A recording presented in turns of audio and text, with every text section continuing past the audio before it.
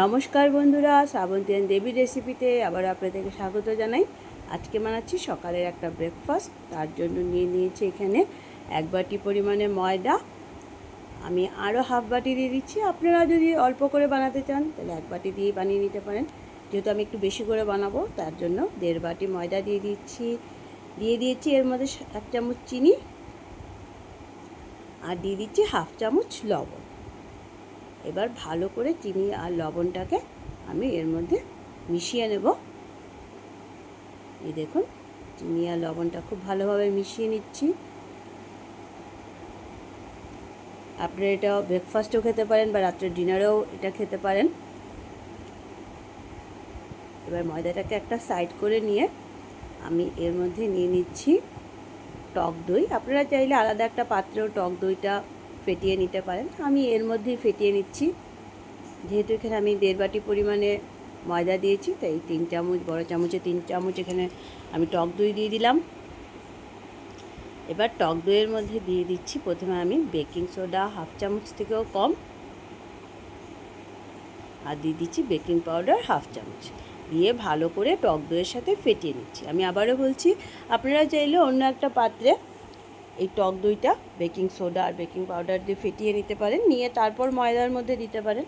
আমি একই পাত্রে নিয়ে নিয়েছি। এবার ভালো করে এটাকে আমি ময়দার সাথে মিক্সড করে নেব। খুব ভালোভাবে মিশিয়ে নিতে হবে ময়দার সাথে এটাকে দিয়ে। এবার অল্প অল্প জল দিয়ে ময়দাটাকে মেখে নিতে হবে। জলটা প্রথমেই বেশি মাত্রায় দেবেন না, অল্প অল্প জল দিয়ে দিয়ে ময়দাটাকে ভালো করে মেখে নিতে হবে।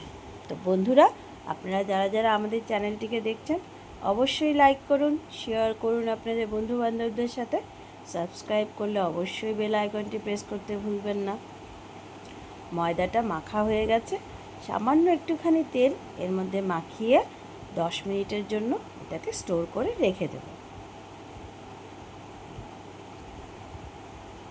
এই দেখুন, এবার চলুন, নিয়ে নিয়েছি একটা সেদ্ধ আলু।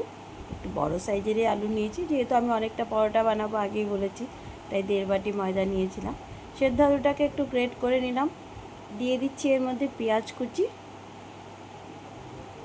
একটা মিডিয়াম সাইজের পেঁয়াজকে কুচি করে নিয়েছিলাম। দিয়ে দিচ্ছি এর মধ্যে হাফ চামচেরও কম জিরে গুঁড়ো, দিয়ে দিচ্ছি কাঁচা লঙ্কা কুচি,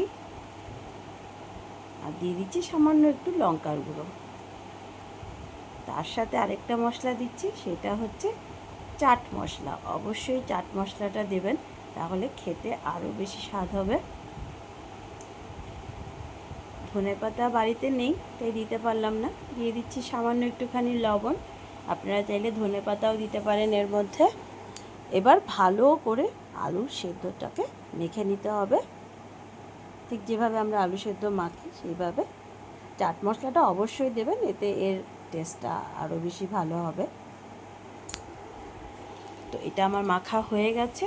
তো চলুন এবার ময়দাটা নিয়ে পরোটার শেপে লিচিগুলো কেটে নিব। 10 মিনিট অবশ্যই স্টোর করে রাখবেন, এতে বেশ সফট হবে জিনিসটা।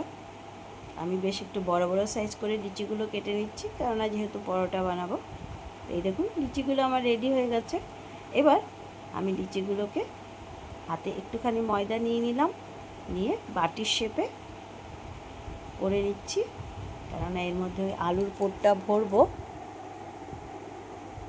পুরো ভিডিওটা অবশ্যই দেখবেন, কেননা একটু অন্যরকমভাবে বানাচ্ছি, তাই দিয়ে দিলাম আলুর পুর। দিয়ে ভালো করে মুখটা বন্ধ করে দিতে হবে। একটু একটু হাতে ময়দা মাখিয়ে নিয়ে মুখটা বন্ধ করে দিবেন। এই দেখুন, তো চলুন সবগুলোর মধ্যে আমি আলুর পুর ভরে নিলাম। এইবার বলার প্রসেসিংটা দেখিয়ে দিচ্ছি। নর্মাল গোল করে বলবো না এটাকে। প্রথমে একটু ময়দা মাখিয়ে নিলাম, নিয়ে এই দেখুন এইভাবে লম্বা লম্বা করে, যেমন ডিমের শেপ হয় সেরকম লম্বা করে এটাকে বলবো। গোল গোল করে বলবো না, তার জন্যই বললাম। এবং এটার বানানোর প্রসেসিংটাও দেখতে হবে আপনাদেরকে, তাই পুরো ভিডিওটা অবশ্যই দেখবেন। এবার এর উপরে দিয়ে দিব আমি অন্য আরেকটা জিনিস, সাইডগুলো একটু পাতলা করে নিচ্ছি, নাহলে মোটা হয়ে যাবে।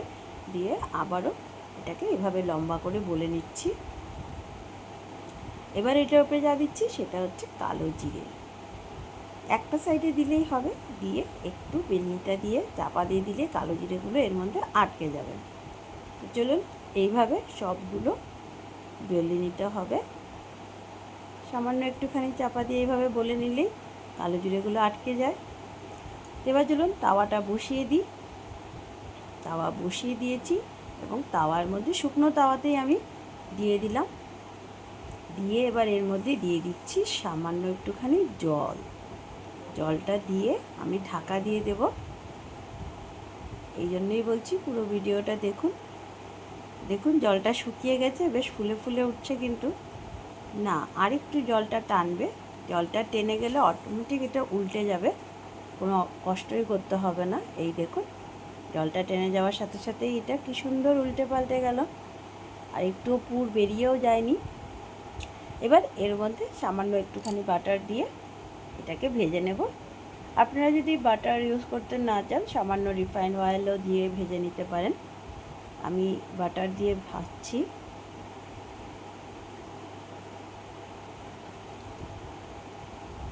এই দেখুন বাটার দিয়ে বেশ লাল লাল করে ভেজে নিচ্ছি এক এক করে সবগুলোকে। আপনারা বাটার ইউজ করতে না চাইলে রিফাইন্ড অয়েলও ইউজ করতে পারেন। এক এক করে সবগুলো ভেজে নিলাম। আজকের যে ব্রেকফাস্টের রেসিপিটা বানিয়েছি সেটা হচ্ছে আলুর কুলচি। তো অবশ্যই আপনারা এটা বাড়িতে বানিয়ে নেবেন। অবশ্যই আমাকে কমেন্টে জানান কেমন হলো। ততক্ষণের জন্য ধন্যবাদ।